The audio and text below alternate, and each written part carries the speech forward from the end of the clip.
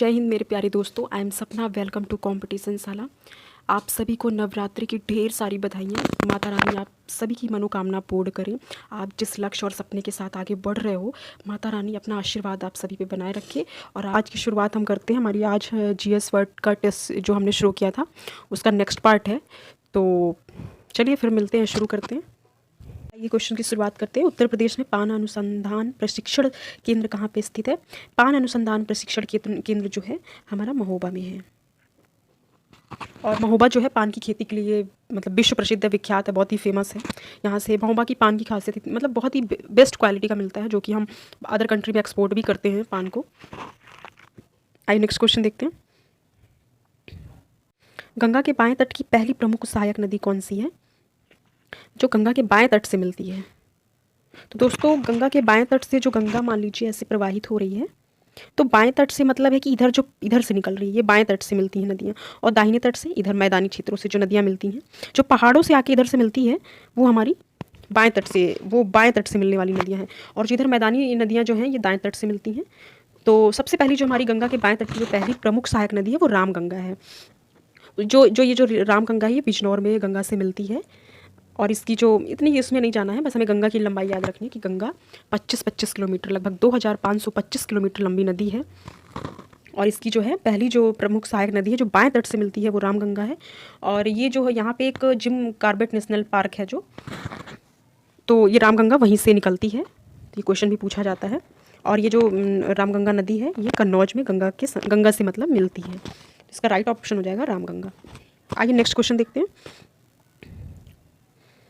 निम्न में से कौन से पूर्वांचल के लोक नृत्य हैं? ठीक है, तो पूर्वांचल के जो प्रमुख जो लोक नृत्य हैं, वहाँ का जो एक लोकल डांस होता है जिसको लोक नृत्य बोलते हैं, वो है धोबिया, कटगुढ़वा, धीवर, नटवरी, नटुआ, चौरसिया, दादरा। ये सारे जो हैं पूर्वांचल के लोक नृत्य हैं। एक बार फिर से सुन लीजिए। जो पूर्वांचल वाला हमारा एरिया है यूपी का, तो वहाँ का जो फेमस है जैसे कि देवरिया, बलिया, गाजीपुर, ये वाले पूर्वांचल वाले क्षेत्र, गोरखपुर जितने इधर हैं, तो वहाँ का जो फेमस है धोबिया, कटघुड़वा, धीवर, नटवरी, नटुआ, चौरसिया, दादरा। ये सारे वहाँ के लोकल जो नृत्य हैं, लोकल डांस जो बोलते हैं, वो है। तो इसका राइट ऑप्शन जो है डी हो जाएगा। ये सभी, दादरा भी है, कटघुड़वा भी है, चौरसिया भी है, तो ये सारा डी ऑप्शन हमारा सही हो जाएगा। आइए नेक्स्ट क्वेश्चन देखते हैं दोस्तों। इसमें मैचिंग कराने के लिए है, तो इसमें कार्य संचालन समिति जो है हमारी के.एम. मुंशी जी के द्वारा थी। राष्ट्रध्वज संबंधी जो तदर्थ समिति थी वो डॉक्टर राजेंद्र प्रसाद जी की थी, इसके अध्यक्ष थे। मतलब मुख्य आयुक्त के प्रांतों के लिए जो समिति थी वो पट्टाभी सीतारमैया की थी, उनके अध्यक्ष थे। क्रेडेंशियल जो समिति थी वो अल्लादी कृष्ण स्वामी अय्यर थे। तो कार्य संचालन समिति के अध्यक्ष के.एम. मुंशी थे। राष्ट्रध्वज संबंधी तदर्थ समिति के डॉक्टर राजेंद्र प्रसाद अध्यक्ष थे। मुख्य आयुक्तों के प्रांतों के लिए जो समिति बनी थी वो पट्टाभी सीतारमैया उसके अध्यक्ष थे। और क्रेडेंशियल समिति जो थी अल्लादी कृष्ण स्वामी अय्यर की ये अध्यक्षता इन्होंने की थी। आइए नेक्स्ट क्वेश्चन देखते हैं। संपत्ति के अधिकार को किस संविधान संशोधन अधिनियम के तहत हटा दिया गया था? तो जो हमारा 44 अमेंडमेंट एक्ट जो था, 44वां संविधान संशोधन जो हमारा था 1978 वाला, उसमें क्या था कि मूल अधिकारों में से संपत्ति के अधिकार को, जो कि भाग 3 में, मूल अधिकार हमारा किसमें है? भाग 3 में।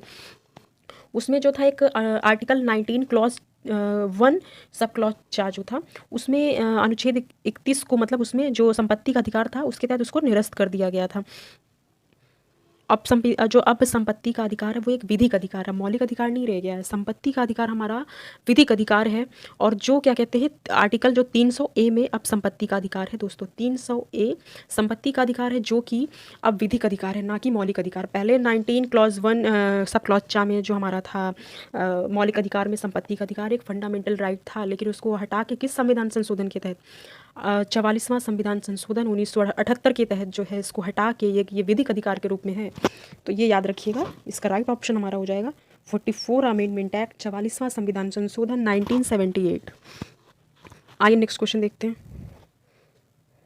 ये नेक्स्ट क्वेश्चन है कि संविधान संशोधन के तहत अधिकरण को जोड़ा गया है। तो ये जो अधिकरण हमारा था ये 42वां संविधान संशोधन जो था 1976 में, 42 अमेंडमेंट एक्ट 1976 में जो है संविधान का जो एक भाग था, भाग 15 का में अधिकरण शब्द जुड़ा है।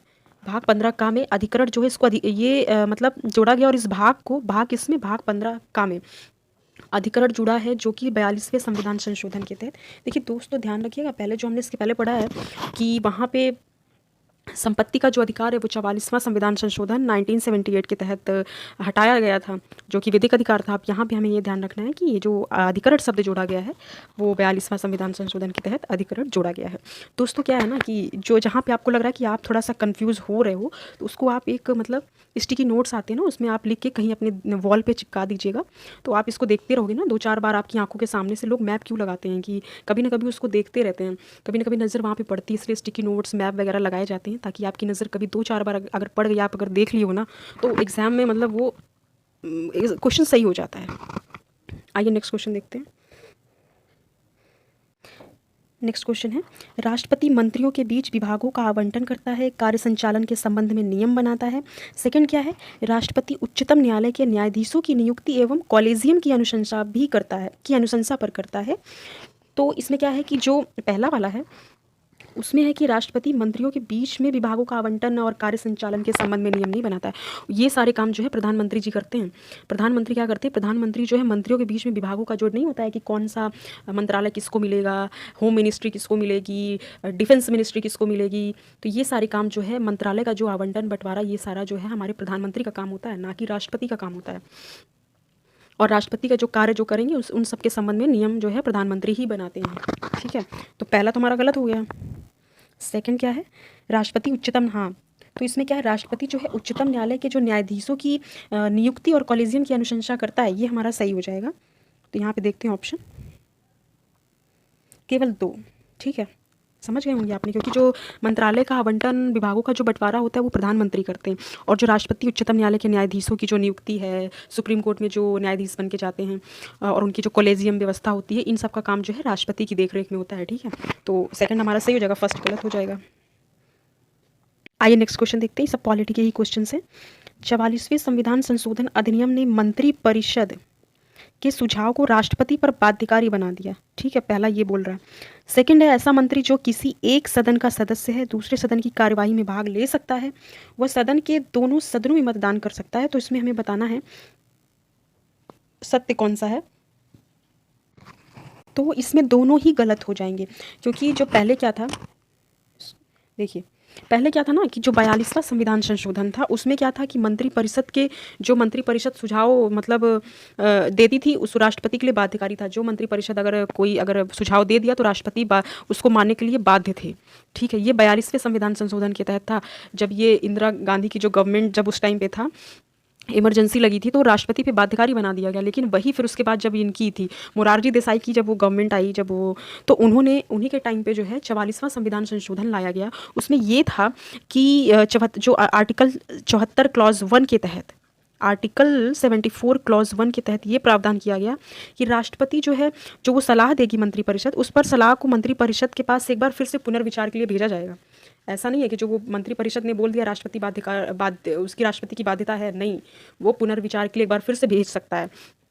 अगर मंत्रिपरिषद ने पुनः जो है वापस भेज दिया तो उस स्थिति में राष्ट्रपति जो है मानने के लिए तैयार हो जाएगा, लेकिन बशर्ते एक बार पुनर्विचार के लिए भेजेगा, राष्ट्रपति मंत्रिपरिषद के पास अपना सुझाव देगा। ठीक है, तो ये तो हमारा गलत हो जाएगा, क्योंकि ये तो 42 में था, 44 में तो पुनर्विचार के लिए दिया ही गया था, तो ये गलत हो जाएगा। सेकंड है ना, ऐसा मंत्री जो किसी एक सदन का सदस्य है, दूसरे सदन की कार्रवाई में भाग ले सकता है, वह सदन के दोनों सदनों में मतदान भी कर सकता है, ये गलत है। क्योंकि एक मंत्री जो संसद के किसी एक सदन का सदस्य है, उसके पास बोलने का अधिकार है, दूसरे सदन की कार्यवाही में भाग लेने का अधिकार है, पर मतदान देने का अधिकार उसको दूसरे सदन में नहीं है। वो वहीं पे मतदान कर सकता है जिसका वो सदस्य है। ठीक है, जैसे राज्यसभा का लोकसभा का सदस्य है तो ठीक है, वो किसी अन्य सदन में जाके कार्रवाई में भाग ले सकता है, उपस्थित हो सकता है, लेकिन मतदान नहीं कर सकता। तो ये हमारे दोनों ऑप्शन जो है गलत हो जाएंगे। आइए नेक्स्ट क्वेश्चन देखते हैं। भारतीय संविधान की संघीय विशेषताएं निम्नलिखित में से कौन सी हैं? तो जो भारतीय संविधान की संघीय विशेषताएं हैं कि संघीय में मतलब जैसे देखिए पहला ऑप्शन क्या है, पहला क्या है कि इसमें कौन सी विशेषताएं हैं, तो देखिए संविधान की सर्वोच्चता है, ये संघीय विशेषता, लिखित संविधान है, शक्तियों का विभाजन है, भारतीय एकात्मक व्यवस्था है, सशक्त केंद्र है, राज्यपाल की नियुक्ति है। सर यहाँ पे संघीय विशेषताएं का मतलब क्या हो गया ना, केंद्र की डोमिनेंस होगी, मतलब केंद्र की जो जो सत्ता पे जो केंद्र जो केंद्र सेंट्रल गवर्नमेंट है उसका ज़्यादा मतलब राज्य की तुलना में उसका अधिकार ज़्यादा होगा। जैसे राज्यपाल है, हर जगह पे नियुक्ति है ना, हर स्टेट में एक राज्यपाल होता है और वो राज्यपाल केंद्र सेंट्रल गवर्नमेंट का नुमाइंदा होता है। जो सेंट्रल गवर्नमेंट कहती है वही राज्यपाल करता है। ठीक, शक्तियों का विभाजन इसीलिए किया गया है। संविधान की सर्वोच्चता है, संविधान ही मतलब उसकी बात मानी जाएगी। तो संविधान हो गया, लिखित संविधान हो गया, शक्तियों का विभाजन हो गया, भारतीय एकात्मक व्यवस्था है, सशक्त केंद्र है। कहीं अगर किसी राज्य में कोई अगर किसी भी तरीके की समस्या आती है तो केंद्र वहाँ पे क्या कहते हैं ना कि राष्ट्रपति शासन लग गया, विफल होती है कोई राज्य अपना प्रशासन शासन चलाने में, तो वहाँ पे केंद्र राष्ट्रपति शासन लग जाता है। तो ये क्या है, ये सशक्त केंद्र का उदाहरण है ना। तो भारतीय संविधान की संघीय जो विशेषताएं हैं उसमें हमारा लिखित संविधान हो जाएगा, राज्यपाल की नियुक्ति है, संविधान की सर्वोच्चता है, सशक्त केंद्र है, शक्तियों का विभाजन है। तो ये सारे हमारे संघीय विशेषताएं हैं भारतीय संविधान की। आइए नेक्स्ट क्वेश्चन देखते हैं। इसमें है कि कौन सा राज्यसभा की एकाधिकार शक्ति के अंतर्गत आता है। तो जो संविधान का अनुच्छेद 312 है, आर्टिकल 312 जो है उसमें क्या है, राज्यपाल जो है अपने जो उपस्थित एवं मतदान में भाग लेने वाले सदस्यों का, मतलब वहाँ पे जितने लोग उपस्थित हैं और मतदान जितने लोगों ने दिया है उन सब का टू थर्ड मतलब 2/3 बहुमत। 2/3 बहुमत क्या होता है, विशेष बहुमत होता है। एक तो साधारण बहुमत होता है कि कुल संख्या का जितने लोग उपस्थित है उसका 50% मतलब जो है 50% से एक ज़्यादा, वो आपका साधारण बहुमत में आ जाएगा। लेकिन विशेष बहुमत की जब बात आती है तो आपका वो जितने भी वहाँ पे उपस्थित हैं मतदान दिए हैं उसका 2/3 जो है बहुमत से अगर संकल्प पारित कर देगी राज्यसभा तो एक अखिल भारतीय सेवा का सृजन कर सकती है। ठीक है, तो ये एक विशेषाधिकार आर्टिकल जो है 312 अनुच्छेद 312 के तहत राज्यसभा को एक विशेषाधिकार प्राप्त है। अखिल भारतीय सेवाएं यही IAS IPS IFS जो सर्विस है वो हमारी अखिल भारतीय सेवा में आ जाएंगी। आइए नेक्स्ट क्वेश्चन देखते हैं। दोस्तों ये बहुत अच्छा क्वेश्चन है, ये UPSC में भी पूछा गया था एक बारी। तो विपक्ष के नेता को वर्ष 1969 में पहली बार मान्यता मिली। वर्ष 1962 में शून्यकाल की जो है शुरुआत हुई। तो हुआ क्या कि जैसे होता क्या है ना, संसद के जो दोनों सदनों में एक एक विपक्ष का नेता होता है, चाहे वो राज्यसभा में हो चाहे वो लोकसभा में हो। तो उसमें क्या होता है कि एक विपक्ष का नेता होता है और पहली बारी जो है विपक्ष के नेता को पहली बारी 1969 में मान्यता मिली थी। ये तो सही है, हमारा विपक्ष के नेता को 1969 में पहली बार मान्यता मिली। और इसमें क्या है, वर्ष 1962 में शून्यकाल की शुरुआत हुई। तो जो प्रश्नकाल की तरह प्रक्रिया की जो है उसमें प्रश्नकाल शून्यकाल का कहीं जो है उसमें विवरण नहीं दिया गया है। प्रश्नकाल में के अंतर्गत जो हमारी जब सदन की बैठक होती है तो उसमें शून्यकाल की एक चर्चा परिचर्चा होती है संसद के अंदर, जो कुछ महत्वपूर्ण विषयों के जैसे 12 से 1 बजे के बीच में वो होती है। लेकिन उसका संसद में जो है उसके जो एक नियम होते हैं संसद के अपने, उसमें कहीं उसका उल्लेख नहीं किया गया है। तो और ये ऐसा होता है ना कि कोई भी संसद जो है वो संसद का जो सदस्य है वो बिना किसी पूर्व सूचना के वो मुद्दे को उठा सकता है। ये हमारा शून्यकाल ये हमारा प्रश्नकाल की स्थिति जो शून्यकाल का जो है के अंतर्गत आता है। और ये जो है इसकी शुरुआत 1962 में हो गई थी। तो इसका राइट ऑप्शन जो है वो दोनों हो जाएगा। और विपक्ष का नेता बनता कब है, जैसे मान लीजिए टोटल जो मतलब इलेक्शन हुआ, ठीक है, तो जितने वहाँ पे टोटल सीट्स का 1/10 अगर मिलेगा ना तभी विपक्ष की ऑपोजिशन होता है। ऑपोजिशन पार्टी तभी बनेगी जब वो टोटल सीट्स का 1/10 अगर कोई पार्टी अगर जीत जाती है तो वो विपक्ष की सबसे बड़ी पार्टी मानी जाती है। अगर उसको 1/10 10वां भाग अगर पूरी सीट का नहीं मिला ना तो वो क्या होगा कि वो विपक्ष ऑपोजिशन नहीं कहलाएगा। इसीलिए एक देश को चलाने के लिए मजबूत विपक्ष पार्टी होनी चाहिए। विपक्ष नेता जो है, ऑपोजिशन लीडर जो है बहुत ज़रूरी है। तो ये हमारा हो गया। आइए नेक्स्ट क्वेश्चन देखते हैं। अध्यादेश जारी करने का अधिकार राष्ट्रपति का कौन सा अधिकार है। ये तो सबको पता है, राष्ट्रपति ऑर्डिनेंस जारी करता है, अध्यादेश जारी करता है। पेपर किस आर्टिकल के तहत, मतलब कौन सा अधिकार उसको माना जाएगा। तो आर्टिकल जो है अनुच्छेद 123 1 to 3 के तहत राष्ट्रपति को अध्यादेश जारी करने की शक्ति मिलती है। और अध्यादेश किन परिस्थितियों में जारी होता है ये भी मैं आपको बता देती हूँ कि राष्ट्रपति जो है जैसे होता है ना कि जब संसद के दोनों सदन या एक सदन में और सरकार के समक्ष कोई अगर अचानक से कोई परिस्थिति, कोई ऐसी सिचुएशन आ जाती है और यदि राष्ट्रपति को ऐसा प्रतीत होता है कि किस कानून की तुरंत मतलब उसको बनाने की ज़रूरत है और अभी संसद कालीन जो है चल नहीं रहा है, सत्र नहीं चल रहा है, तो राष्ट्रपति 3 स्थितियों में जो है, एक कौन सी स्थिति में, जब लगता है कि जब संसद के दोनों सदन अथवा एक सदन सत्र में ना हो, ठीक है, सत्र में ना हो, उस स्थिति में अध्यादेश जारी करेगा राष्ट्रपति। सरकार के समक्ष कोई ऐसी परिस्थिति विद्यमान हो जाती है कि कानून बनाना बहुत ज़रूरी हो गया है, उस स्थिति में बनाएगी। थर्ड है, राष्ट्रपति को ऐसा प्रतीत होता है, वैसे सिचुएशनल चीज़ें हैं कि ऐसा बन गया तो फिर वो अध्यादेश जारी कर सकता है। और ये कैसी शक्ति है? ये विधायी शक्ति मानी जाती है। अध्यादेश जारी करने का अधिकार राष्ट्रपति का विधायी अधिकार माना जाता है दोस्तों, तो ये ध्यान रखिएगा। आइए नेक्स्ट क्वेश्चन देखते हैं। निम्न कथनों पर विचार करिए। ब्लू नील श्वेत नील का जो संगम है वो उत्तरी सूडान देश के खार्तूम स्थान पर होता है। ठीक है, ये भी देख लिया। आइए दूसरा पहले देखते हैं, फिर उसके बारे में डिस्कस करेंगे। ओरिनीको नदी वेनेजुएला की सबसे बड़ी नदी है। ठीक है, ये भी देख लिए हम। थर्ड है वोल्गा नदी भूमध्य सागर में गिरती है। तो ये तीनों कथन दिए गए हैं, अब हमें बताना है कि इसमें कौन सा सही है। तो जो ब्लू नील है और जो ब्लू नील है वाइट नील है, उसका जो संगम है वो उत्तरी सूडान के खार्तूम नगर में होता है, जो कि फर्स्ट वाले में बोला ही गया है, तो इसका मतलब वो हमारा सही हो जाएगा। ब्लू नील वाइट नील जो है उत्तरी सूडान में जाके खार्तूम में मिलती है, तब वो नील नदी कहलाती है। ठीक है, फिर उसके बाद सेकंड है ओरिनीको नदी वेनेजुएला की सबसे बड़ी नदी है। ये भी सही है। ओरिनीको नदी का जो ओरिजिन है वो वेनेजुएला में होता है और वेनेजुएला की सबसे बड़ी नदी है। और ये जो ओरिनीको है, मान लीजिए इसमें से डीप क्वेश्चंस भी बन सकता है पीसीएस में, आरओ में भी। तो उसमें क्या है ना कि जो वेनेजुएला, ये ओरिनीको नदी है, ये वेनेजुएला और कोलंबिया दोनों जगह प्रवाहित होती है। क्वेश्चन बन भी सकता है कि इसका जो कैचमेंट एरिया है ना, कि जैसे होता है ना कि बहुत सी नदियाँ आके उसमें मिलती हैं, तो वेनेजुएला जो है हमारी कोलंबिया में भी प्रवाहित होती है। कोलंबिया से होते हुए वेनेजुएला में से होते हुए ये दोनों मतलब जगह पे वेनेजुएला कोलंबिया दोनों जगह पे वो ओरिनीको नदी बहती है। तो हमारा ये सेकंड सी जगह उसकी सबसे बड़ी नदी है। फिर थर्ड में वोल्गा नदी यूरोप की सबसे बड़ी नदी है, जो कि कैस्पियन में गिरती है, ना कि भूमध्य सागर में। वोल्गा नदी यूरोप की सबसे बड़ी नदी है और कहाँ गिरती है? वो कैस्पियन में गिरती है, ना कि भूमध्य सागर में। तो इसमें हमारा फर्स्ट एंड सेकंड सही हो जाएगा, थर्ड हमारा गलत हो जाएगा। आइए नेक्स्ट क्वेश्चन देखते हैं। ये जल संधि है और इसकी विशेष मतलब कहाँ पे ये इसको किस नाम से जानते हैं? तो ये जो हमारा जिब्राल्टर है ये भूमध्य सागर का प्रवेश द्वार है। देखिए पहले जानते हैं ना कि जल संधियाँ होता क्या, इसको ना जल डमरू मध्य भी बोलते हैं। इसमें क्या होता है? कनेक्टिंग टू सीज और टू वाटर बेसिन। इसमें क्या है ना कि दो वाटर बेसिन या फिर मतलब दो सागर जुड़ते हैं एक दूसरे से, कि जैसे मान लीजिए जिब्राल्टर जल संधि है, तो इसमें क्या है कि ये स्पेन व मोरक्को के बीच में, और इसमें क्या है? भूमध्य सागर का प्रवेश द्वार। अटलांटिक सी जैसे इधर, अब मैं इसमें कैसे बताऊं, अटलांटिक सी है इधर, जैसे मान लीजिए ये हमारा अटलांटिक सी है। ठीक है, फिर उसके बाद यहाँ से ये हमारा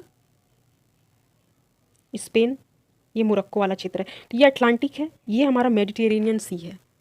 तो ये पतला सा, ये तो मैंने थोड़ा सा ऐसे, सॉरी अगर मेरा थोड़ा सा ये ड्राइंग बहुत कमज़ोर है, तो ये अटलांटिक वाला और इधर ये जो मेडिटेरेनियन सी जो है भूमध्य सागर, ये दोनों एक दूसरे को कनेक्ट करते हैं। ये पतला सा सकरा सा भाग होता है लैंड का, लेकिन इसमें दो वाटर, जैसे कि इधर भूमध्य सागर हो गया और इधर अटलांटिक सागर वाला, जो अटलांटिक महासागर है और इधर भूमध्य सागर, दोनों एक दूसरे से मिलते हैं। ये दोनों सी हैं, या तो फिर टू वाटर बेसिन कनेक्ट होती है या फिर टू सीज, मतलब दो महासागर एक दूसरे से कनेक्ट होते हैं। तो ये हमारा अटलांटिक वाला हो गया, ये हमारा भूमध्य सागर वाला हो गया। और इधर जो है स्पेन मोरक्को ये अफ्रीका का है, स्पेन जो है ये यूरोप का कंट्री है। तो दोनों के बीच में ये जो है जिब्राल्टर जल संधि है। इसको भी फिर मैं आगे मैप के माध्यम से अच्छे से वर्ड ज्योग्राफी जब बताऊंगी ना, अब इसमें बहुत ज़्यादा लंबा वीडियो बन जाएगा, फिर मैं आप लोगों को बहुत अच्छे से, मतलब मेरी दोस्तों अगर आप मेरे चैनल पे बने रहते हैं, अगर मुझ पर थोड़ा सा भी ट्रस्ट दिखाते तो आइए, मतलब मैं आपको बिल्कुल निराश नहीं करूँगी ना, मैं ऐसे बड़ी बड़ी बातें बोलने वाले में से हूँ। आपको जो मैंने बोला है अभी, तो खैर मेरा बहुत छोटा सा प्रयास है, अगर आप मेरे साथ बने रहोगे, मुझे लगेगा कि हाँ मेरे पे मतलब ट्रस्ट दिखा रहे हो, तो फिर मैं आपको कभी निराश नहीं करूँगी। मतलब आप खुद ही आगे देखोगे, ज़्यादा बोलना नहीं सही है, पर हाँ फिर मैं अगर आपको वर्ड ज्योग्राफी के जब वीडियोस लाऊंगी तो उसमें अच्छे से मैपिंग के थ्रू जो है, बाबल मंदेब जो है आंसुओं का द्वार कहते हैं, जो कि जो बाबल मंदेब है वो यमन एवं जिबूती के मध्य में के बीच में ये स्थित है बाबल मंदेब।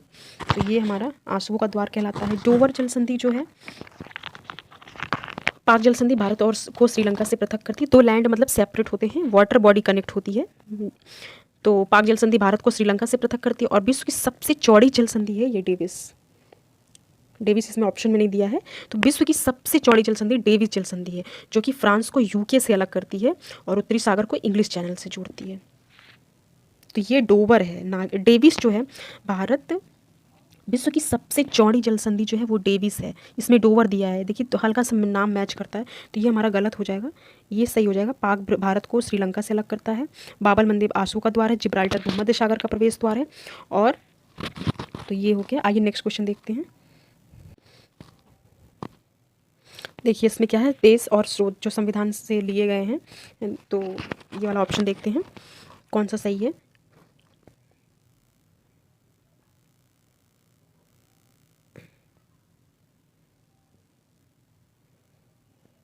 ब्रिटेन से विधायी प्रक्रिया, आयरलैंड से राज्यसभा में मनोनीत सदस्य, कनाडा से अवशिष्ट विषय जो है केंद्र के पास, और ऑस्ट्रेलिया प्रस्तावना की भाषा शैली, जो प्रस्तावना में भाषा शैली है वो ऑस्ट्रेलिया से ली गई है।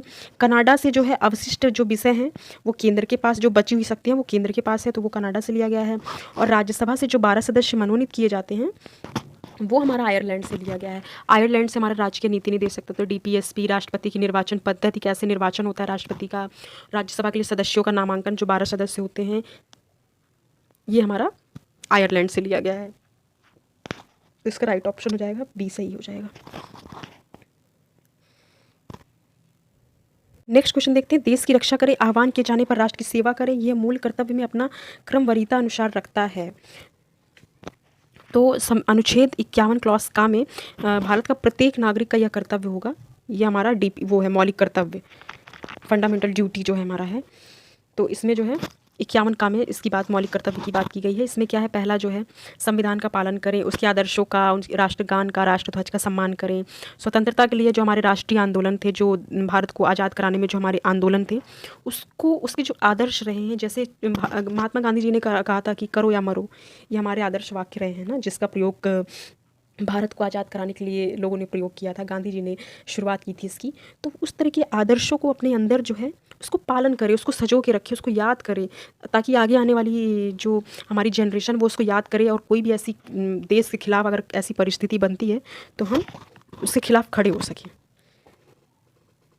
भारत की प्रभुता, एकता, अखंडता की रक्षा करें, देश की रक्षा करें, और आह्वान किए जाने पर राष्ट्र की सेवा करें। तो ये जो है हमारा चौथा,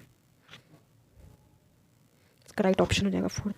दोस्तों फिर आगे मिलते हैं। फिर इसके आगे, ये वीडियोस लंबा हो जा रहा है, फिर लंबा वीडियो बनाने का मतलब होता है लोग बहुत बीच में ही छोड़ देते हैं, तो फिर मैं इतना एनर्जी, इतना टाइम लगता है वीडियो बनाने में, फिर पता चले उसको कोई देख ही नहीं रहा है, मतलब आधे से ही लोग छोड़ देते। तो मैं बस एक रिक्वेस्ट करना चाहती हूँ, अगर मतलब आप थोड़ा भी सीरियस हो अपने कैरियर लक्ष्य को लेके, तो प्लीज़ वीडियो पूरा देखिए, मतलब सही लगेगा। मतलब ये भी तो नहीं है कि मैं कुछ उल्टी सीधी बातें कर रही हूँ, कोई भी किसी का भी वीडियो आप देख रहे हो, मेरी बात नहीं कर रही हूँ, मैं तो अभी शुरुआत ही कर रही हूँ।